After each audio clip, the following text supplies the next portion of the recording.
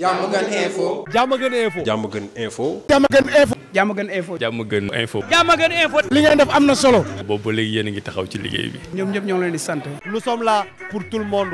baatu askan bi. Asalaamaaleykum wa rahmatulah maa ngi tudd Abdoulaye Diagne je suis le coordinateur du CDD SIM collectif pour le désherbage et la délocalisation des cimetières de Diamaguène. waaw kon ni nga ko waxee rek tey dañ fi ñëwoon ci bisu dimanche le 7 janvier 2024 ñëw ci journée de désherbage des cimetières de Diamaguène lii nag dañ koy faral di def chaque année parce que ñëpp xam nañ ne suñu jugee ne ci nawet ndox mi dafay bëri ñax mi dafay bëri te dana waral waaye dawlu yi fi nekk pour ñu mën leen ziyaare sax dafay jafe pour ñu mën fee denc tamit dafay jafe donc loolu moo waraloon tey ñu daje population Diamaguène yëpp ak environnement pour ñëw def désherbage lii nag dañ koy def bi ñu koy def man mii bi mu fi ñëw sax tout temps là donc kon yàgg nañ ko def parce que cimetière yi yàgg na donc mu nekk mbir bi nga xam ne macha allah yàgg nañ ko def population bi yëpp ñëw su ko defee ñu bay ko su ko defee à partir d'aujourd'hui képp ku bëgg a ñëw ziar sa waay dawlu dana fi mën a ziar képp ku ñu fi mën a denc danañ ko denc beneen plaidoyer bi ñu wax rek leneen liñ ciy jàmbat rek moom mooy armée yi dafa fees te boobu soo xoolee depuis ay at ñu ngi koy wax nii maanaam am na ñi nga xam ne tey su seen waaye dawlu sax dootuñu ko indi ci bërëb yi dañuy préférer yóbbu ko feneen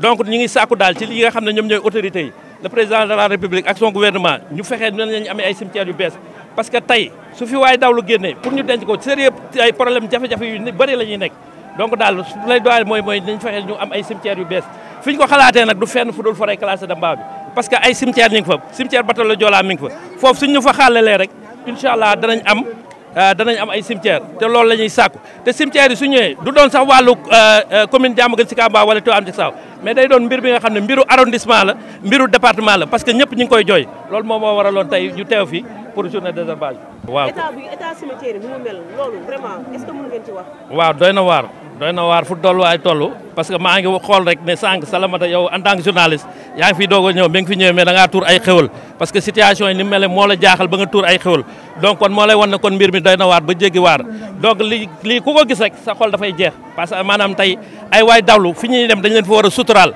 mais soo ñëwee gis ndox mi ni mu mel gis ñax yi ni mu mel nga xam ne lii franchement du lu jaadu donc ñu ngi koy naqarlu bu baax te ñu ngi ciy taxaw nag parce que ñi nga xam ne tey ñoom la fi yàlla teg ñu nekk ci boppu moomeel réew kii dëkk bi ñu ngi ciy def jéego yi nga xam ne moom lañ mën ak population bi donc ñun ñëpp ñu ngi koy déplorer kenn bëggu ko parce que képp ko sooy indi sa waay dawlu fi nga koy indi dafay nekk ci bërëb yu sell ba nga xam ne da nga fay mën di ñëw di ko ziar ci ziar bu sell mais état bi ni mu mel nii ñëpp xam nañ ne jaaduwul rafetul waaw parce que loolu xam naa fa lañ jëm de parce que loolu maanaam waxtaan nañ ci sax ak ay imam ay borom xam-xam mais dañu ñu xamal sax mooy cimetière dañ ko war a tëj parce que loolu moom mooy li jaadu mais kon amuñu woon feneen loolu moo doon suñu jafe-jafe mais xam naa ci loolu la ñuy mujjee su ko defee solution dana mën a génn pour ñu mën a dem denc feneen moom du ma ne kenn yàllaa ngi nii te gisuma ko suñ ko deful woon fii ma taxaw nii laa lay wax defuñu ko parce que c'est des députés maires mais ñun seetaan nañ leen ñu taxaw assemblée kaas ko fa suñ ko waxul deful woon ñun duñ ko wax gis nañ ne def nañ plaidoirie bi foofu moo tax ñun ñu wax ko beneen bi tamit li ñu am mu bëris mu néew ñi ngi génne seen i moyens di ko ci def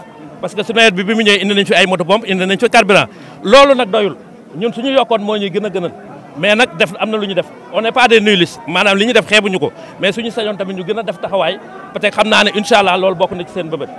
Je suis membre de la cellule de communication du collectif pour le désherbage et la délocalisation des cimetières de Diamaguène Sicap Mbao. Comme vous venez de dire, il fallait être là aujourd'hui à 7h du matin ou bien hier.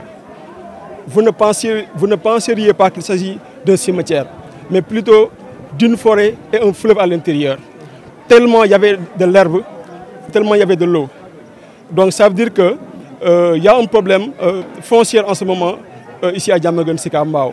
Parce que si on ajoute aussi le fait qu'en ce moment le cimetière est entièrement plein, parce que lorsqu'on garde les morts, on est obligé de mettre un mort sur un mort, pour dire la vérité, ou bien de mettre un mort sur des morts. Parce qu'on enlève juste un peu, on décale des restes pour mettre. Vous voyez, ça c'est vraiment inhumain. Et c'est ça que nous vivons en ce moment ici à Diamaguène Sicap Mbao. Mais pour le désherbage, là, il n'y a plus de problème. Parce que j'ai parlé de fleuve, j'ai parlé aussi d'une forêt. Mais grâce à la détermination des populations de Diamaguène Sicap Mbao, de Tivaouane Diacksao et des environs, de 7h à 9h, les gens enlèvent tout. Enlèvent l'herbe, l'eau aussi, on enlève ça par pompage. Donc en ce moment, le problème ne se trouve plus au niveau du désherbage. Mais c'est ce que j'ai dit dans mes propos, à savoir qu'en ce moment, le cimetière est totalement rempli et qu'il faut délocaliser le cimetière. Il faut délocaliser le cimetière de Diamaguène Sicap Mbao, qui est entièrement plein. nous lançons un appel vibrant aux autorités supérieures, parce qu'il y a des autorités qui sont là, les députés maires, Moussa Fall et Cheikh Aliou Bey, qui sont en train de faire un travail remarquable sur ça. Ils ont plaidé ça partout. Mais il faut qu'au plus haut niveau, surtout le chef de l'État, sache qu'ici à Diamaguène, il y a des êtres humains aussi qui sont là. Nous ne sommes pas des ennemis, nous sommes des êtres humains qu'on nous respecte, comme on respecte les autres. Ce n'est pas normal qu'à Diamaguène Sicap et dans les environs, on ne puisse pas enterrer nos morts dignement. Ce n'est pas normal. Une fermeture et aussi une délocalisation du cimetière aussi. Maintenant, là où on passe, on pense qu'on peut avoir ça, dans la forêt classée de Bao. Parce qu'on a mis là-bas le terre, on a mis là-bas beaucoup de dispositifs. Donc si nous sommes des fils de la localité, nous avons ce problème-là, on doit nous aider, nous on le pense là-bas. Maintenant, partout où on donne ça, nous on prend. L'essentiel, c'est qu'on ne peut plus continuer à cet état de fait. Il faut qu'on donne un cimetière pour qu'on puisse enterrer dignement nos morts. On mérite ça. Jusqu'à présent, il y a des enterrements. Jusqu'à présent, il y a des enterrements. On va dire qu'on entrepose, en fait, on les superpose, en fait, je veux dire. Ce qu'on fait, ce n'est pas de l'enterrement. L'enterrement, c'est digne, mais là, on superpose. Mais on n'a pas le choix. Comme on n'a pas là où les amener, on ne va pas les jeter aussi dans la rue comme ça. On est obligé de les superposer. Et ça, c'est pas normal. Qu'on nous aide sur ça. On est, comme on dit, on en a là le bol. Il faut que le chef de l'État nous aide sur ça. Parce que c'est de sa responsabilité aussi. Il ne doit pas laisser des dignes fils du pays qui sont un grand nombre dans cet état-là. Ce n'est pas normal. Vous rappelez le nom, s'il vous plaît? Ibrahim Sall. Nous remercions tout le monde, toute la population de Diamaguène Sicap Mbao. Les jeunes, à commencer par notre guide religieux, Sidi Al-Khouran Mbacké, qui a appelé et qui a choisi cette journée. Nous remercions aussi le CDD, le comité de désherbage et de localisation des cimetières. Mais nous remercions aussi le maire, M. Moussa Fall, et tous les conseillers municipaux qui sont dans cette zone. Aujourd'hui, nous sommes très satisfaits de voir cette mobilisation, parce que c'était difficile hier de voir l'état dont les cimetières étaient aujourd'hui. L'engagement des jeunes, seulement l'engagement des jeunes a permis de réussir en tout cas cette mission de désherbage.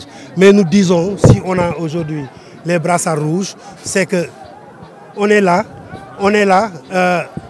pour désherber. Ces cimetières-là, c'est des cimetières où on a mis nos parents, nos sœurs, nos frères, nos mamans, donc on ne va jamais les abandonner. Ces cimetières-là, on va continuer à les aménager, à les organiser comme des espaces de prière pour toute la population. Mais on dit, ce qu'on est en train de faire là, pour les images qui vont partir, on n'est pas en train de désherber des cimetières, on est en train de désherber des cimetières fermés et inondés. Ce qu'on veut, c'est de nouvelles cimetières. C'est-à-dire qu'on veut qu'on nous affecte des espaces. On l'a fait à Pikine. À Pikine, on a donné 4,5 hectares. Et c'est le décret du président de la République qui nous a donné ces espaces-là au département. Nous, ici, on a les plus pires problèmes que les problèmes qui sont passés à Pikine. Aujourd'hui, il y a des décrets qui sont sortis ici même, à Diamaguène Sicap Mbao, pour donner des terres au niveau du fora. Donc, pourquoi on ne ferait pas un décret pour nous permettre d'avoir un espace pour enterrer nos morts, où nous souffrons depuis presque plus de 5 à 6 ans, où les cimetières sont carrément pleins. Donc nous pensons qu'il y a des efforts à faire du côté de l'État. Nous, de notre côté, en tant que maire, nous demandons juste l'espace. Nous avons les capacités de les aménager. Nous avons les capacités de les cartographier, de les mettre comme des cimetières. Nous avons les capacités de recruter le personnel qui va gérer ces nouvelles cimetières. Nous avons les capacités de mettre le gardiennage et l'électrification. Nous avons les moyens. Donnez-nous au moins des terres. On demande juste des terres pour pouvoir enterrer. On parle du forêt classée. Moi je dis, cette forêt classée-là, c'est quoi le problème? Si on veut gérer des espaces, comme dans le sud, là on parle de bois sacré, comme partout dans le Sénégal oriental, partout où on enterre des morts, les Sénégalais ne construisent pas. Si on veut sauver cette forêt, il faut nous donner les possibilités d'enterrer là-bas. Nous, on ne demande pas une déclassification, que ça soit très clair. Parce qu'ils vont dire, oui, les gens, on demande une déclassification, on va déclassifier, après pour mettre des hôtels, pour mettre des bâtiments, pour mettre. On demande que l'état de la forêt soit laissé comme ça et que nous ayons la possibilité d'enterrer. Parce que si on enterre, c'est sûr que cette forêt-là va rester indemne. Donc on ne demande pas beaucoup de choses. L'autre aspect, c'est juste de dire, ce qu'on a fait, nous, en tant que députés, moi et Moussa Fall, on n'est pas les seuls. Tous les députés qui connaissent cette zone et qui sont dans la banlieue ou dans le département de Pikine ou de Guédiawaye nous ont appuyés. On a crié haut et fort à l'Assemblée nationale des rendez-vous avec les ministres et partout. Le CDD lui-même a écrit partout pour leur dire que ces cimetières sont pleins.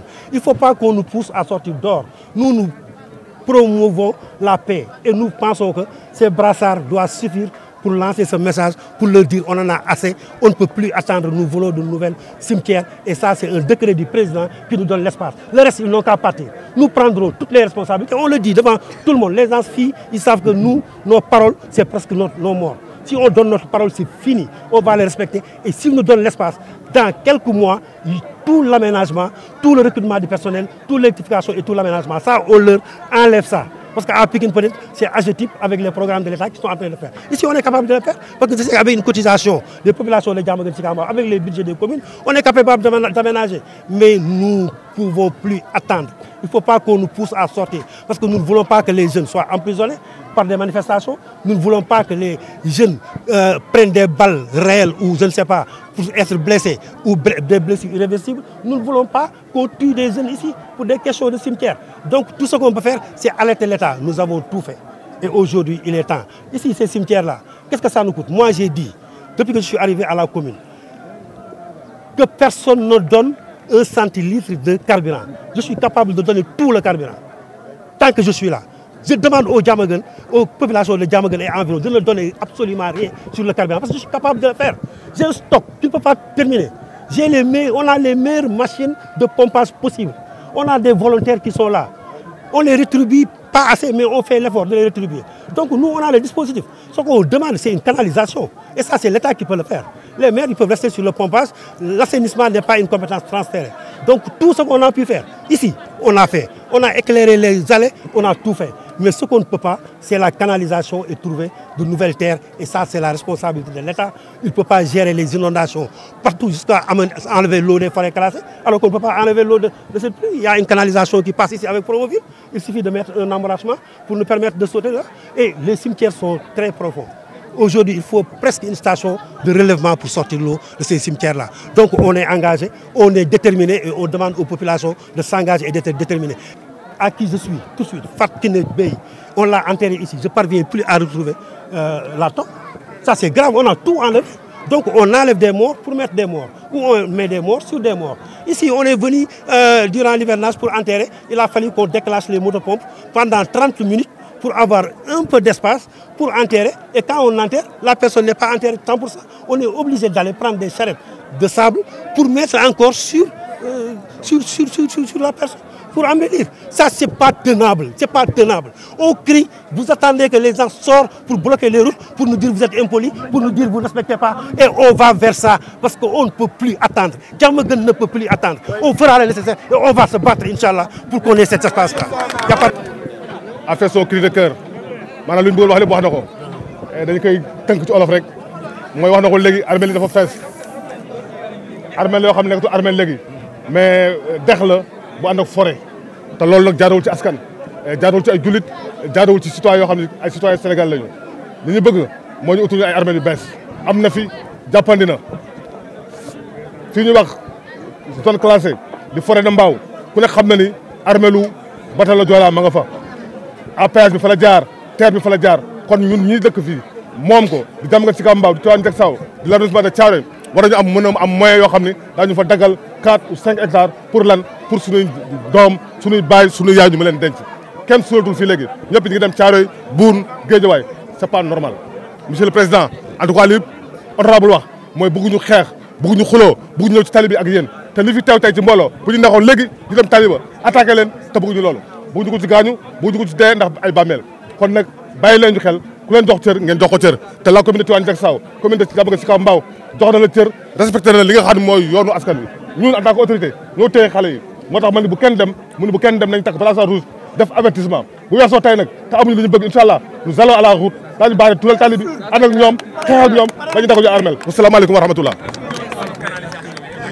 parce que même bu ñu amee armel yu bees ndox du fi jóg tax léegi dex la kon nag nañ ko branché defal ñu ay canalisation yoo xam ne solowul mi ngi fi tali bi bu tawatee ndox bi mën a dem légèrement ñu mën a dafa suñu armel chaque année ñu bàyyi ko loolu du problème mais li mu wax léegi rek les moyens sont là mais nag suuf si moom kenn rek moo ko mën a déclassé c'est le président de la République en tout cas ñu ngi koy jox ultimatum que bu ñu paree ci lii te sottiwul dans 1 mois incha allah daañu xeex daañu song suul bett lañ suul danaan da ngay suul ba pare sulli suulaat léeg nga suul daj ay yàq denc ko léeg nga jël sa mbokk parce que sa mbokk la nga tegale ko on est obligé de faire ça ñu fi am mbokk te nekk suuf si da nga koy tegale mais bu dul loolu amatoo foo suul da ngay gas gis ay yàq suulaat gas gis ay yàq suulaat loolu nag jarootu ci réew mu toll ni Sénégal ñu am espace su ko espace amul ñu mën a wax mais nous avons de l' espace ici à la forêt classée de Mbao kon nag monsieur le président encore une fois bon gouvernement la commune de Tivaouane Diacksao l' arrondissement de Thiaroye ñu ngi leen di dénk di leen bàyyiloo xel seen njaboot wax na ko léegi bëgguñu confrontation bëgguñu xeex ak état parce que état kenn du xeex ak moom mais nag bu caaxaan jeexee nag dañuy songoo te bu ñu songoo suñu njaboot mën na cee gaañu te ëllëg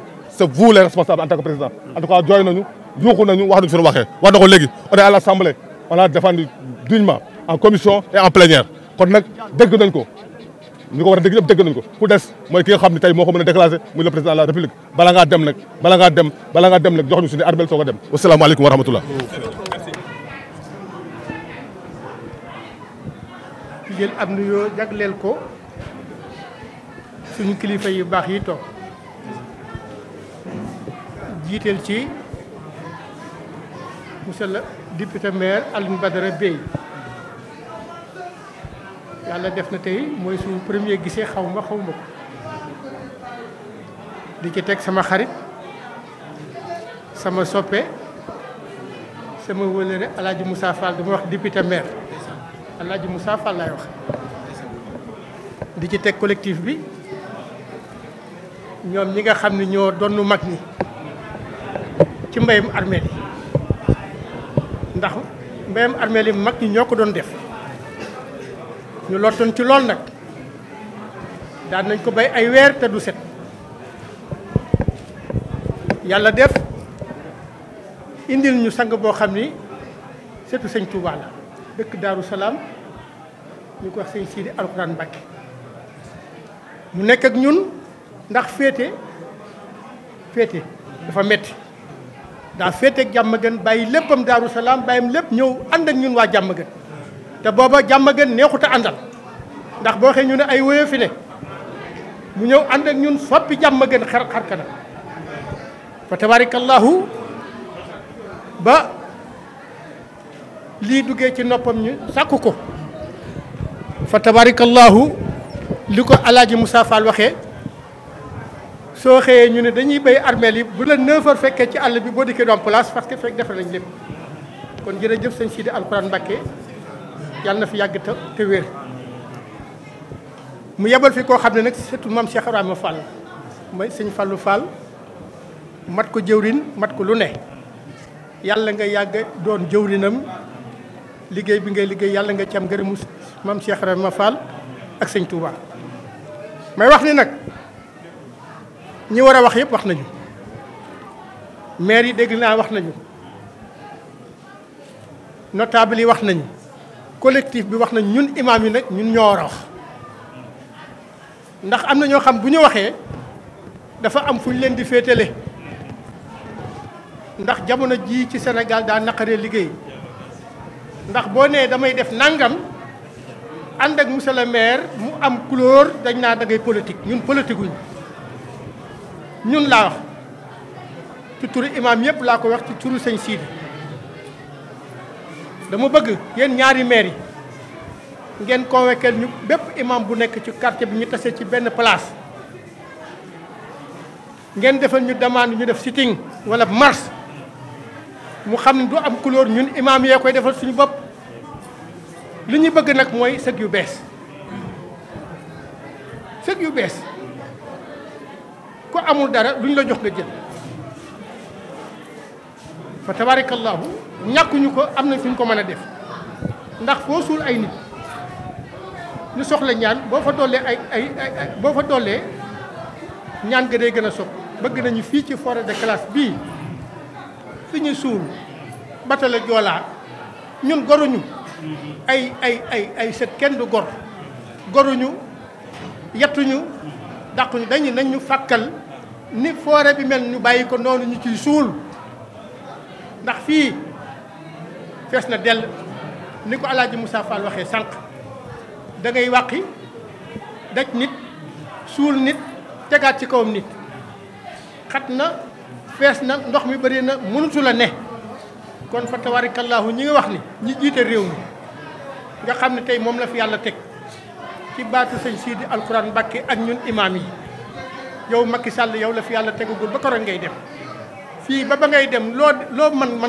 ko cee def ñu lay ñaan ngir yàlla ak yonent bi nga utal ñu fu ñu suul kon fa tabarakallahu loolu la amoon ci lu ma ciy wax Fall di sant nag sëñ Sidi Alxuraan bu baax di ko ñaanal yàlla na fi yàgg wax naa ko rek ci avant première bi amu fi kenn kuñ fiy denc lu mu am yëpp ma nga Daaru Salaam ñun ñi toog suñuy wàjjur a nga fi toog man mii sama yaay ngi ci diggu ndox mi saa bu ma siyaaree sëñ Sidi jóg bu nawet jotee dina am juróom-ñaari weer juróom-ñetti weer du ma tiim sama ndey te loolu neexul ci xol am sa ndey ndox mu nekk ci digg ndox te mënoo ci dara neexul kon fa tabarakallah bu ma fa mën a yegg ba di ko siyaar sëñ Sidi Alxuraan la ak collectif bi yàlla na leen yàlla fay loolu rek laa amoon ci lu may wax wasalaamualeykum wa rahmatullahi taala wa barakatuhu.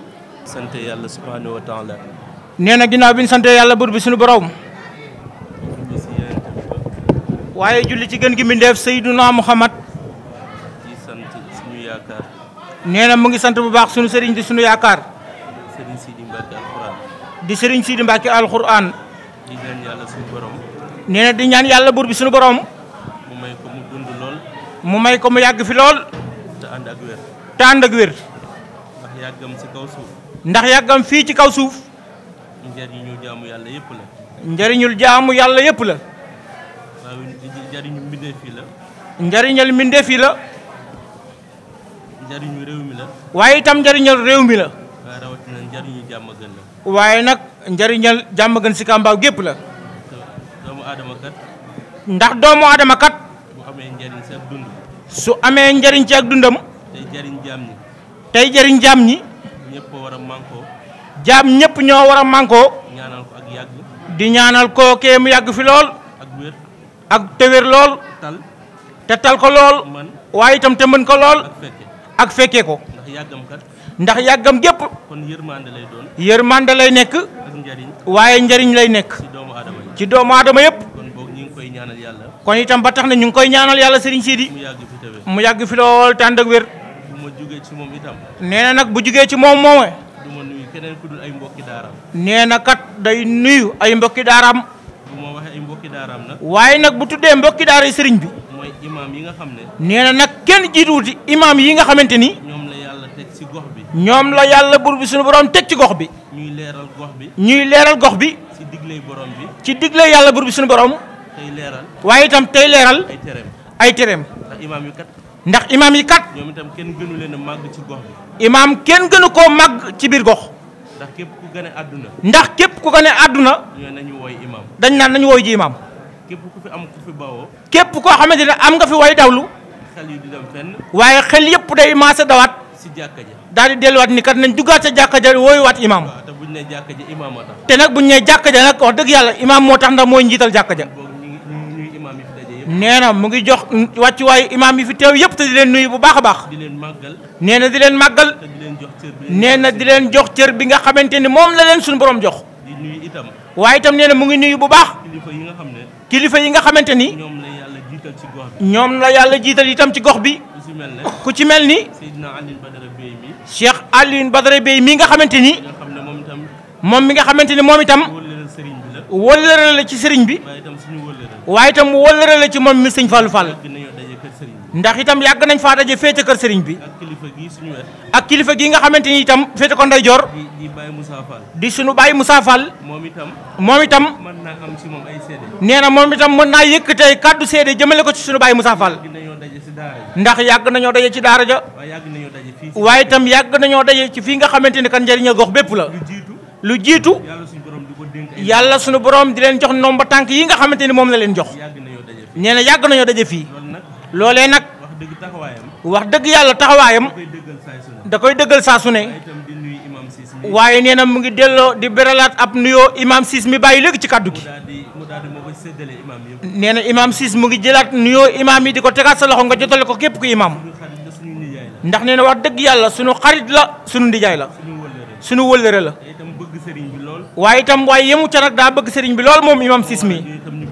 waaye moo tax bëgg gi mu bëgg sëriñ bi moo taxaat ñu bërelaat ko gënee bëgg ko lool moom itam ba amuñu ci moom sago di nuyu itam waaye itam nee na mu ngi nuyu bu baax ñëpp ñi nga xamante ne nii képp koo xamante ni seen yéene seenub yéene ak seenu Pastef ak seenub Pastef ak nan la ñuy def ak nan la ñuy def ba jëmmal liggéey bi nga xam ne liggéey bi nga xamante ni bor la bu ñuy lebalante ab bor la boo xamante ni ku ko jëf da nga koo lebal sa mbokkum jullit ndax fii mooy kërug dëgg ndax nag fii mooy kërug dëgg gi àdduna lépp neen la àdduna lépp neen la lépp ay nax la lépp ay nax la waaye fii dëgg la waaye nag fii dëgg la ndax dëgg dong moo fii dëgg ku ne mën naa wedd lu ne ku nekk nag mën naa wedd lu nekk mbindeef bi mën naa weddi sax yàlla suñu borom mbindeef bi sax amaana mën naa gàttu xel ba weddi yàlla dab ko mën naa weddi rasulillahi gën gi mbindeef waaye itam ab xolam mën naa réer itam ba weddi gën gi mbindeef Seydunaa Muhammad mën naa weddi suñu mag ñu baax ñi waaye itam mën naa taxaw itam ak réer jàpp ko ba mu weddi suñu mag ñu baax ñi mën naa weddi sax taxawaay bisu penc waaye itam mën naa weddi sax taxawaay bisu penc ndax réer waaye dee kenn du ko weddi waaye nag lu waay réer mënoo weddi dee ndax xam nga ni dee doo ngay dëgg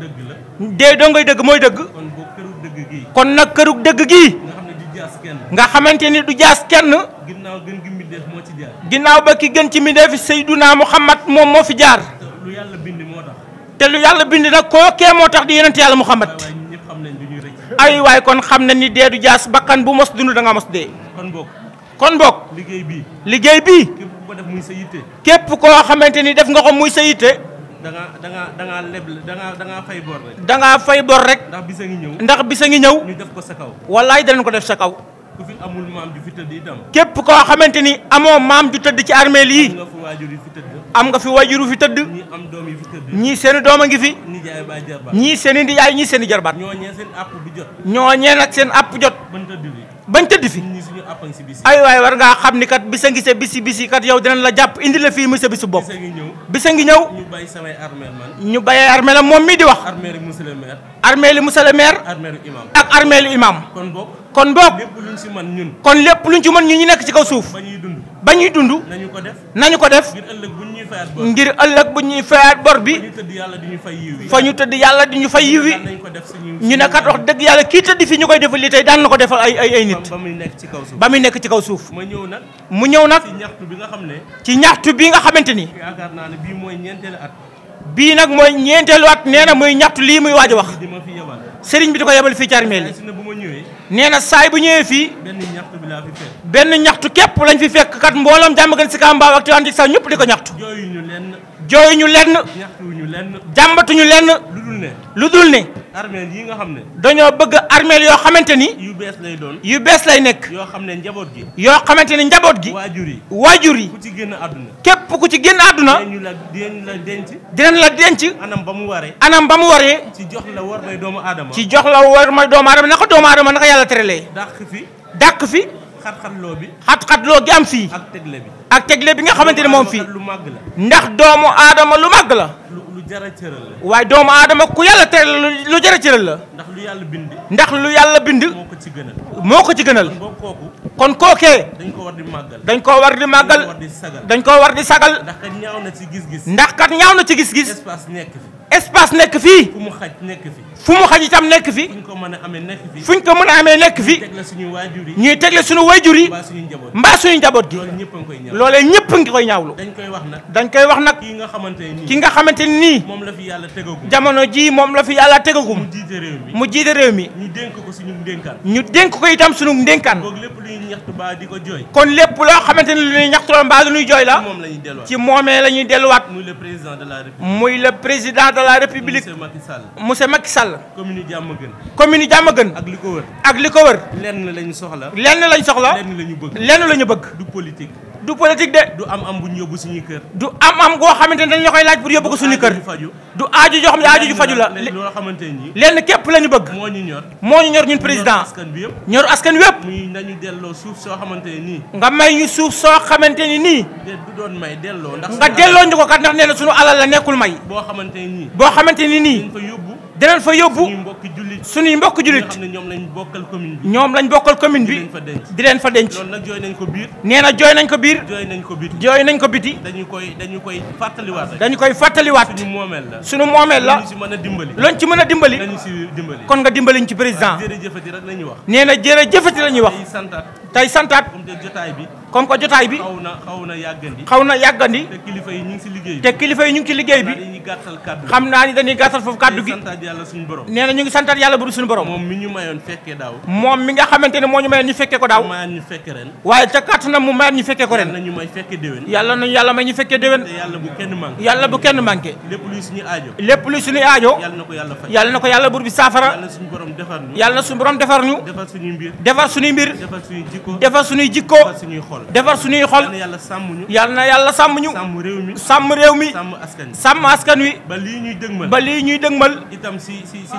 weer yu néew lii ñuy dëgmal ci weer wi néew askan wi war a tànn ji askan yu war a tànn ji ka leen doy ci réew mi ka leen doy ci réew mi ngir mu jiite leen ngir mu jiite leen yàlla na ci yàlla def jàmm ay waay yàlla na ci yàlla def jàmm fitna baaxul ci réew ndax fitna baaxul ci réew matu la woo matu la woo matu la ñaan matu la ñaan yàlla na yàlla def jàmm yàlla na yàlla def jàmm ci réew mi yàlla na yàlla def jàmm ci réew mi yàlla na yàlla def jàmm ci réew mi yàlla sàmm réew mi yàlla na yàlla sàmm réew mi yàlla sàmm doomi réew yàlla na yàlla sàmm doomi réew mi ñu ngi sant ñëpp nee na ñu ngi sant ñëpp ñu ngi gërëm ñëpp ñu ngi gërëm ñëpp di gërëm jullit ñi fi teew di gërëm nag mbooleem jullit bu fi teew ba ñu dul jullit sax ba ñu dul jullit sax ndax dem lente bi ak dikkalante bi ndax dem lente bi ak dikkalante bi ci réew mi ba nga xamante ni ndax daa rafet ci réew mi ba nga xamante ni nii chrétiens yi dañuy dem lente ak ñoom di dikkalante ak ñoom monsieur le maire mi mu koy wax monsieur le maire mu ngi koy fàttali léegi chrétiens yi ñoo fi jiitu sunu mbokk chrétiens yi ñu ngi leen di sant ñoom ñoo fi jiitu waaye église bi ñoo fi jiitu ñoom itam bu ñu xewlee ndax ñoom itam bu ñu xewlee ñoo fay jiitu amaana ñu tamit ñoo fay jiitu mooy baaxu réew mi loolu nag mooy mbaaxum réew mi yàlla na yàlla dolli fi jàmm yàlla na fi yàlla dolli jàmm ko lal ndax loolu lépp bu amee jàmm tax mu am jàmm ko man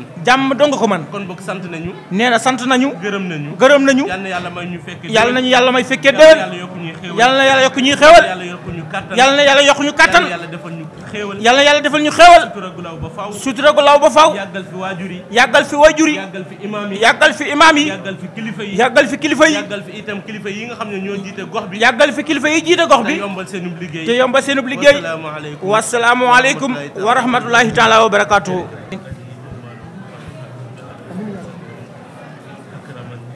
amin amin amin amin ya amin ya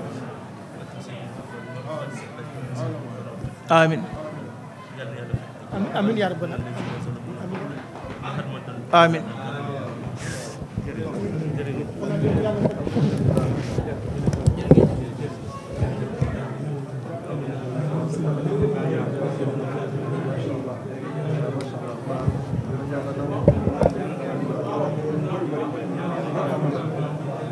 Diamaguène Info. Diamaguène Info. Diamaguène Info. Diamaguène Info. Diamaguène Info. Diamaguène Info. Diamaguène Info. li ngeen def am na solo. boobu ba léegi yéen a ngi taxaw ci liggéey bi. ñoom ñëpp ñoo ngi leen di sant. Nous sommes là pour tout le monde. Baatu askan wi.